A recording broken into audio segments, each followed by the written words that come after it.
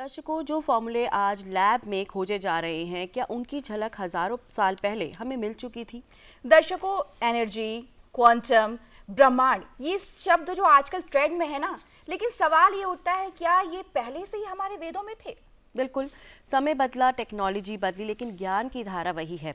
और आज हमारे टेक ट्रेंड सेगमेंट में हम बात करेंगे वैदिक साइंस और मॉडर्न फिजिक्स के बारे में, जिस पर जानकारी साझा करने के लिए आज हमारे साथ है एक खास मेहमान जिनका नाम है आचार्य अग्निव्रत जी, स्कॉलर ऑफ वैदिक फिजिक्स। आप एक ऑथर भी हैं और आपने वैदिक साइंस और मॉडर्न फिजिक्स के अद्भुत संगम पर कई सारी किताबें भी लिखी हैं। बहुत बहुत स्वागत है आचार्य जी आपका हमारे डीडी मॉर्निंग शो में। बहुत बहुत आपका भी धन्यवाद। नमस्ते। स्वागत सर। और सबसे पहले सवाल हमारा ये है कि आचार्य जी, आप वैदिक और आधुनिक भौतिकी के सेतु के रूप में कैसे काम कर रहे हैं? इस यात्रा की शुरुआत कैसे हुई? प्रत्येक मनुष्य को, जो ब्रह्मांड का सर्वश्रेष्ठ प्राणी है, उसको इस ब्रह्मांड के बारे में जानना ही चाहिए, और ये स्वभाव मेरा पहले से था जी। इसलिए मैंने भारत के बहुत बड़े वैज्ञानिकों से, साइंटिस्टों से चर्चा की इस ब्रह्मांड के विषय में। मुझे उनसे ऐसी जानकारियाँ मिली, ऐसे समस्याओं के बारे में जानकारी मिली जो आज तक सुलझ नहीं पाई। इनको सुलझाने के लिए मैं वैदिक साइंस की ओर गया और वेदों और ब्राह्मण ग्रंथों का स्वयं ही अध्ययन किया जी। और ये देखा कि हम वैदिक साइंस के द्वारा, प्राचीन साइंस के द्वारा, हम आज के फिजिक्स की समस्याओं को अधिक अच्छी तरह से सुलझा सकते हैं। ब्रह्मांड के जो रहस्य साइंस नहीं जानता, वह हम बता सकते हैं। इसके लिए मैंने अभी लगभग 33-34 पुस्तकें लिख दी हैं जी। इसमें 6,500 वर्ष पुराना ऐत्रेय ब्राह्मण, जो ऋग्वेद का ब्राह्मण है जी, उसका साइंटिफिक भाष्य पहली बार विश्व में हमने किया है। 2800 पृष्ठ का है और 20 देशों में चला गया। बहुत बड़ा है। एक दूसरा 5,500 वर्ष पुराना ग्रंथ है निरुक्त, महर्षि व्यास का लिखा हुआ। इसका भी साइंटिफिक भाष्य विश्व में पहली बार हमने किया है। ये दोनों ही वेदों को समझने के लिए। तो इनको समझ करके मैं ये विश्वास करता हूँ कि आधुनिक साइंस की बहुत सारी समस्याएं सुलझ सकती हैं। हम साइंस को बहुत सहायता कर सकते हैं, विशेषकर थियोरेटिकल फिजिक्स को। बिल्कुल ठीक कहा आपने आचार्य जी। और आपने ऋग्वेद के दुर्लभ ऐत्रेय ब्राह्मण और निरुक्त का साइंटिफिक इंटरप्रिटेशन भी किया है। तो ये जो अचीवमेंट है, इसे क्यों कंसिडर किया जाता है हिस्टोरिकल इस दुनिया में? हिस्टोरिकल इसलिए कहा जाता है कि आज का साइंस फोटोन और एलिमेंट्री पार्टिकल जिनको कहते हैं, वहां तक जाता है। उससे पहले साइंस नहीं जानता। लेकिन हमारी जो थ्योरी है, जिसको आज हमने प्रस्तुत किया, उसका नाम है वैदिक रश्मि थ्योरी। अच्छा। वैदिक रश्मि थ्योरी ऑफ यूनिवर्स। वो इस एलिमेंट्री पार्टिकल फोटोन से 7 स्टेज पीछे की बात करती है। ओके। जी। एलिमेंट्री पार्टिकल का क्या स्ट्रक्चर है, क्या कंटेंट है, ये हम बताते हैं। स्पेस क्या है हम बताते हैं, काल क्या है हम बताते हैं, डार्क मैटर, डार्क एनर्जी क्या है हम बताते हैं, जो आज के साइंस में नहीं है। इनसे 7 स्टेज पीछे की बात करते हैं। इसलिए आज के साइंस के लिए बहुत महत्वपूर्ण है। ब्रह्मांड को समझने के लिए मुझे लगता है कि इससे अच्छी और कोई थ्योरी संसार में है ही नहीं। जी, बिल्कुल ठीक कहा। तो सवाल ये भी है सर कि वेद विज्ञान आलोक को विश्व की पहली वैज्ञानिक टीका क्यों कहा जाता है? इसमें क्या नवीनता आचार्य जी? इसमें यह नवीनता है कि ये पुस्तक बताती है जी कि सारा ब्रह्मांड कुछ वाइब्रेशन से बना है। जी। वो वाइब्रेशन ध्वनि की वाइब्रेशन है, और ध्वनि की वाइब्रेशन ही जो हम बोल रहे हैं, ये ध्वनि अलग है, ये स्थूल है। सीड ऑफ साउंड कह सकते हैं उसको, वैदिक भाषा में परा और पश्चंती साउंड जी, उससे बना है। वो साउंड वेद मंत्र ही है। जो वेदों में मंत्र है, वेदों की जो साउंड है जी, उन साउंड से ब्रह्मांड बना है। उन साउंड ने ब्रह्मांड के जो बेसिक मटेरियल कॉज था उसको कंडेंस किया। कंडेंस करके धीरे धीरे 7 स्टेज बाद ये एलिमेंट्री पार्टिकल बने। इसलिए इससे पहले कभी किसी ने बात नहीं कही कि ब्रह्मांड इन वाइब्रेशन से बना है, वेद मंत्रों की वाइब्रेशन से। ये बात हमने ही कही, और इसके आधार पर ही थियोरेटिकल फिजिक्स जहाँ रुका हुआ आज, उसको हम बहुत आगे ले जा सकते हैं। बिल्कुल। तो आचार्य जी, आपके रिसर्च में वेदों में वर्णित यूनिवर्स की स्ट्रक्चर, मॉडर्न कॉस्मोलॉजी, ये सब कैसे अलाइन करती है? ये ऐसे अलाइन करती है कि हमारे यहाँ जो एलिमेंट्री पार्टिकल इस समय कहा जाता है जी, उसको हमारे अग्नि तत्व कहा जाता है, अग्नि महाभूत। और जिसको आयंस एटम्स कहा जाता है उसको हमारे जल महाभूत, आपय महाभूत। जिसका मॉलिक्यूल्स कहा जाता है वो पृथ्वी महाभूत है। जी। 3 महाभूत हो गए। उससे पहले आएगा वायु महाभूत। जी। वायु महाभूत के बाद आज वैक्यूम एनर्जी का नाम सुना होगा आपने। जी। वैक्यूम एनर्जी, डार्क एनर्जी, ये क्या है इनको पता नहीं है, साइंस को भी पता नहीं है, लेकिन ये कहते हैं एक एनर्जी भरी हुई है, वही हमारे यहाँ वायु तत्व है। तो ये एलिमेंट्री पार्टिकल के आगे जब जाने की कोशिश करेंगे तो हमारा वैदिक साइंस उनको सहायता देगा, और उस सहायता से ये नए ढंग की एक टेक्नोलॉजी का भी विकास कर सकते हैं। वैसे हर जगह टेक्नोलॉजी का विकास वो अनिवार्य नहीं है, और बहुत हानिकारक भी है ज़्यादा टेक्नोलॉजी, लेकिन ब्रह्मांड को रहस्य करके, रहस्यों को जान करके हम ब्रह्मांड में कैसे जी सकते हैं, हमें कैसे जीना चाहिए, ये जहाँ हम रहते हैं इसके बारे में जानकारी होनी चाहिए कि हम कहाँ हैं, कैसे हैं, उस परिवेश की जानकारी होनी चाहिए। हम सभी ब्रह्मांड के प्राणी हैं, तो ब्रह्मांड कैसे बना है, किससे बना है, किसने बनाया, ये जानकारी होगी तो सारी मानवता एक हो जाएगी। बिल्कुल बिल्कुल सही कहा आपने। तो आचार्य जी, हम यहाँ ये भी जानना चाहते हैं कि हम वेदों में फोटोन, प्रोटॉन, न्यूट्रॉन और क्वार्क जैसे सूक्ष्म कणों का संकेत हमें मिलता है, इसे आप कैसे समझाते हैं? ये सूक्ष्म संकेत जहाँ अग्नि और सौम्य 2 प्रकार के पार्टिकल्स का संकेत मिलता है। जो पॉजिटिव चार्ज पार्टिकल हैं वो अग्नि में आते हैं, और नेगेटिव चार्ज पार्टिकल हैं वो सौम्य कण में आते हैं, लेकिन दोनों को अग्नि महाभूत का भाग कहा जाता है। जी। तो इलेक्ट्रॉन प्रोटॉन नहीं बल्कि सौम्य और अग्नि पार्टिकल, अग्नि प्रधान सोम प्रधान, तो इस नाम से वहां जाना जाता है। जी। इस नाम से जानते हैं। फोटोन को वहां अग्नि कहते हैं, फोटोन को रश्मि कहते हैं, किरण भी कहते हैं, लेकिन वो अग्नि में ही आता है। जी। तो आचार्य जी, मॉडर्न फिजिक्स पिछले कई डिकेड से जिन चैलेंजेस से जूझ रही है, वेद विज्ञान उनके सॉल्यूशंस जो है वो कैसे उनको दे रही है? जैसे मॉडर्न साइंस से जूझ रही है कि ग्रेविटी क्या है, लेकिन हम ग्रेविटी के बारे में बताते हैं, ग्रेविटी का वो ग्रेविटॉन की कल्पना करते हैं, ग्रेविटॉन है कोई पास, लेकिन हम ये बताते हैं ग्रेविटॉन है, वास्तव में है जी। और वो सूक्ष्म वेद की वाइब्रेशन से कंडेंस होकर बनता है। 8 प्रकार की वाइब्रेशन से कंडेंस होकर, 8 मुख्य 8 हैं, उनसे कंडेंस होकर के बनता है। जैसे आज का साइंस इसमें भी जूझ रहा है कि ये स्पेस क्या है, इसको भी स्पेस वो कहता है कि एक्सपेंड होता है, डिस्टॉर्ट होता है, डेंस होता है, एक्सपेंड होता है, लेकिन क्या है स्पेस ये जानकारी नहीं है। हम उनको स्पेस का स्ट्रक्चर, उनके कंटेंट भी बताते हैं, वो भी इन वाइब्रेशन से बना है। वो ये जूझ रहा है जनरल रिलेटिविटी है, स्पेस कर्व होता है, लेकिन है स्पेस क्या है ये वो नहीं जानते, ये हम बताते हैं। वो ये बताते हैं कि फोटोन या इलेक्ट्रॉन पार्टिकल वेव दोनों नेचर है उसकी, पर क्यों है वो इसलिए है उनकी नेचर कि वो किसी अन्य मटेरियल से बने हैं। उन मटेरियल्स का नाम है वायु तत्व, वैदिक छंद रश्मि, वैदिक मंत्र का वाइब्रेशन उनसे बना है। तो वो कभी जब वो डेंस हो जाएंगे तो पार्टिकल रूप में आ जाएंगे, और डेंस नहीं होंगे तो वेव रूप में चलेंगे। तो हमारी थ्योरी बता सकती है इसको, ये समस्या सुलझा सकते हैं। ओके बिल्कुल। तो यहाँ पे हम आचार्य जी ये भी जानना चाहेंगे कि आपकी वैदिक रश्मि सिद्धांत क्या है और ये स्ट्रिंग थ्योरी से कैसे अलग है? वैदिक रश्मि सिद्धांत, जैसा कि मैंने अभी कहा कि सारा ब्रह्मांड जी, जिसमें हम सभी हैं, हमारे शरीर ब्रह्मांड का ही भाग है, क्यों हमारा शरीर, गैलेक्सी, स्टार्स, सारे प्लेनेट्स, ये सब मॉलिक्यूल से बने हैं, और मॉलिक्यूल एटम से बने हैं। एटम न्यूट्रॉन, प्रोटॉन, इलेक्ट्रॉन से बने हैं, न्यूट्रॉन, प्रोटॉन, क्वार्क से बने हैं जी। तो सारा सृष्टि क्वार्क, इलेक्ट्रॉन, फोटोन, न्यूट्रिनो इनसे बनी है।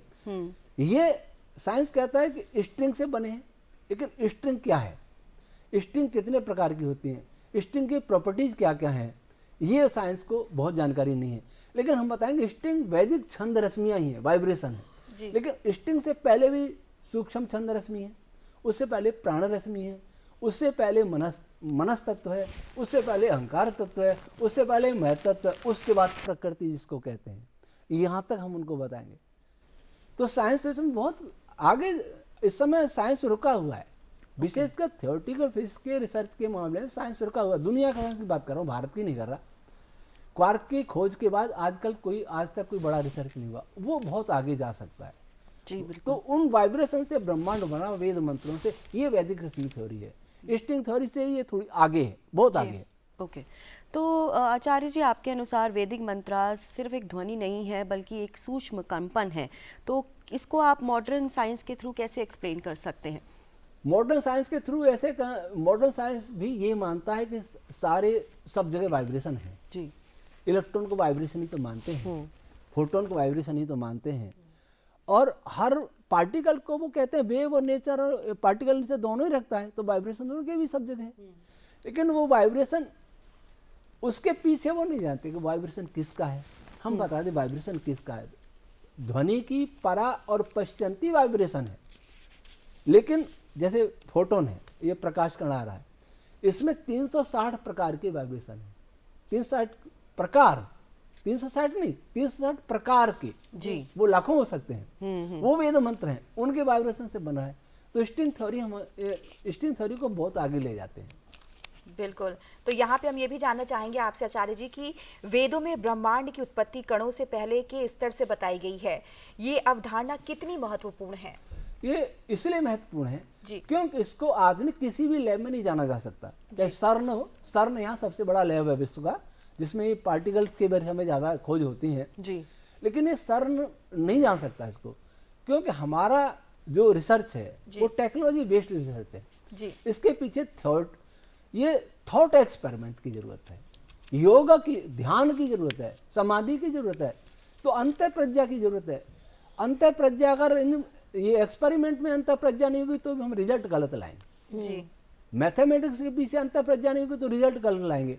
अंतर प्रज्ञा से, विचारों से हम आगे बढ़ेंगे। साइंस ने अपने को एक्सपेरिमेंट में, ऑब्जर्वेशन में, टेस्टिंग में, इन्हीं में सीमित कर दिया, इसलिए आगे नहीं बढ़ पा रहे। बहुत कुछ ऐसी होती हैं जो हर चीज आज हमारे पास टेक्नोलॉजी है, तो हम जब टेक्नोलॉजी नहीं थी तब भी तो था। बिल्कुल। जी। ये दीवार ऊंची 10 मीटर है, हमारे पास मीटर नहीं है, तो हम कहेंगे 10 मीटर ऊंची नहीं है। अगर कोई बनाने वाला बता दे 10 मीटर ऊंची है, तब भी नहीं मानेंगे हम, नहीं हम तो स्केल से, स्केल हमारे पास है नहीं, तो हमारे पास स्केल नहीं है इस ब्रह्मांड को नापने का। बिल्कुल।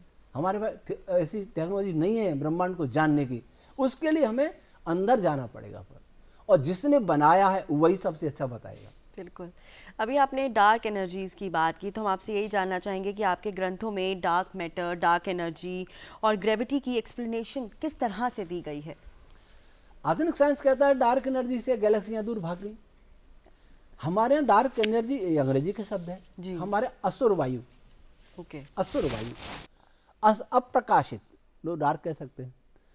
डार्क हमारा अप्रकाशित असुर ऊर्जा क्या करता है, असुर वायु, असुर ऊर्जा, वो क्या करता है, दो पदार्थों के बीच गैप रखता है। इस ब्रह्मांड का कोई दो पदार्थ आपस में मिक्स नहीं हो सकता, कभी नहीं हो सकता। सब चीज खोखला है, एटम तो खोखला है, क्वार्क भी खोखला है, सब खोखला है। स्ट्रिंग से बना क्वार्क भी खोखला, स्ट्रिंग भी खोखले। तो उस जिनसे बना है कंटेंट से, उनके बीच में गैप रखना, ये डार्क एनर्जी का काम है, असुर वायु का नाम। इसलिए सभी दूर दूर है। अगर ये नहीं होता तो सारा ब्रह्मांड एक पॉइंट में, पिंड में कन्वर्ट हो जाता, बनता ही नहीं। ओके।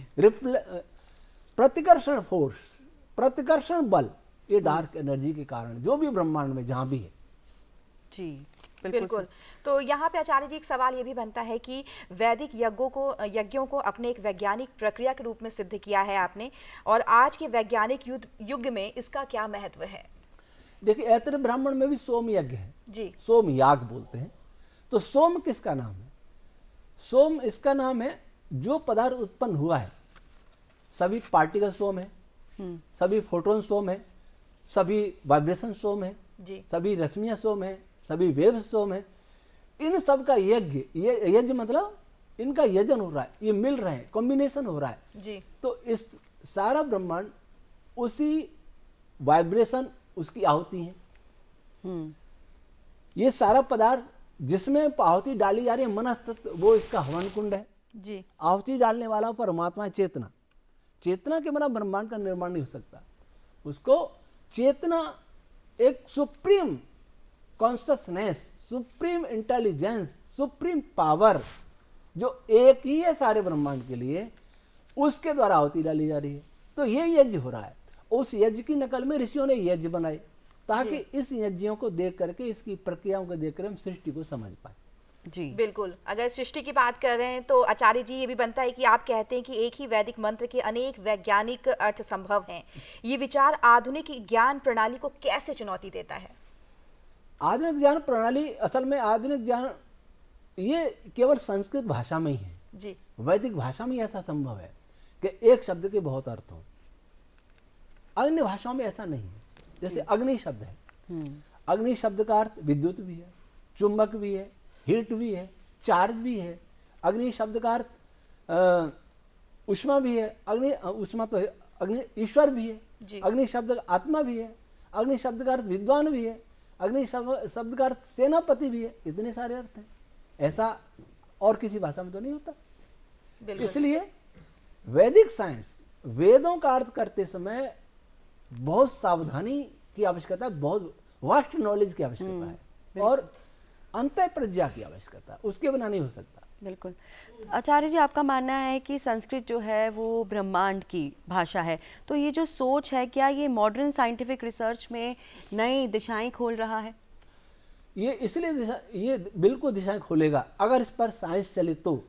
इसलिए दिशाएं खोलेगा कि सारा ब्रह्मांड किसी साउंड से बना है जी। इस ब्रह्मांड में सबसे पहली कोई एनर्जी आई तो साउंड एनर्जी थी। जी बिल्कुल। और साउंड एनर्जी का जो, और साउंड एनर्जी वो साउंड जो संस्कृत के वेद मंत्र गाए जाते हैं, वो साउंड, उस एनर्जी से ब्रह्मांड बना है। जी बिल्कुल। तो अंत में हम आपसे ये जानना चाहेंगे कि आप युवाओं और आधुनिक वैज्ञानिकों को क्या संदेश देना चाहेंगे जो टेक्नोलॉजी और भविष्य की खोज में लगे हुए हैं? मैं दुनिया संसार के साइंटिस्टों से निवेदन करना चाहूँगा जी कि वो अपने को एक्सपेरिमेंट, ऑब्जर्वेशन, टेस्टिंग, मैथमेटिक्स, इनकी बाउंड्री से भी थोड़ा सोचें जी। तो उनको बहुत सारे रहस्य मिलेंगे। निकोला टेस्ला के कथन पर भी याद रखें, सारे ब्रह्मांड को फ्रीक्वेंसी और वाइब्रेशन रूप में हम देखना चाहिए। और ये ना सोचें कि जो आज साइंस कर रहा है वही सही है, वैसे वो मानते भी नहीं है जी। हम उनको ये कहना चाहेंगे कि वैदिक साहित्य की ओर वो आए, लेकिन दुर्भाग्य से है कि वैदिक साहित्य भी अच्छा नहीं है। उनका ट्रांसलेशन या ट्रांसलेशन नहीं होता, वेद मंत्र का भाष्य होता है, इंटरप्रिटेशन होता है, वो हमने एक नए प्रकार से किया है जी। तो हमारे वैदिक रश्मि थ्योरी को समझने का प्रयास करें। और युवाओं को मैं कहना चाहूँगा कि वो अपना आत्म स्वाभिमान बनाए रखें। जी बिल्कुल। प्राचीन के प्रति, सनातन के प्रति, इस भारत के प्रति। वैसे वेद भारत का नहीं है, वेद ब्रह्मांड का है। संस्कृत भारत की नहीं है, ब्रह्मांड की भाषा है, इलेक्ट्रॉन की भाषा है, क्वार्क की भाषा है, फोटोन की भाषा है, गैलेक्सी की भाषा है, सब जगह वही भाषा है। अगर हमारे पास कोई टेक्नोलॉजी होती कि हम परा और पश्चिमी वाइब्रेशन देख पाते, सुन पाते, तो आज यहाँ वेद मंत्र गूंज रहे होते। जी बिल्कुल, बिल्कुल ठीक कहा आपने आचार्य जी। तो दर्शकों, आज वैदिक साइंस और मॉडर्न फिजिक्स के अद्भुत संगम पर हमारे साथ जानकारी साझा कर रहे थे आचार्य अग्निव्रत जी। आपका बहुत बहुत शुक्रिया आज आचार्य जी हमारे प्रोग्राम में आने के लिए और हमें इतनी महत्वपूर्ण जानकारी देने के लिए। Thank you so much. धन्यवाद।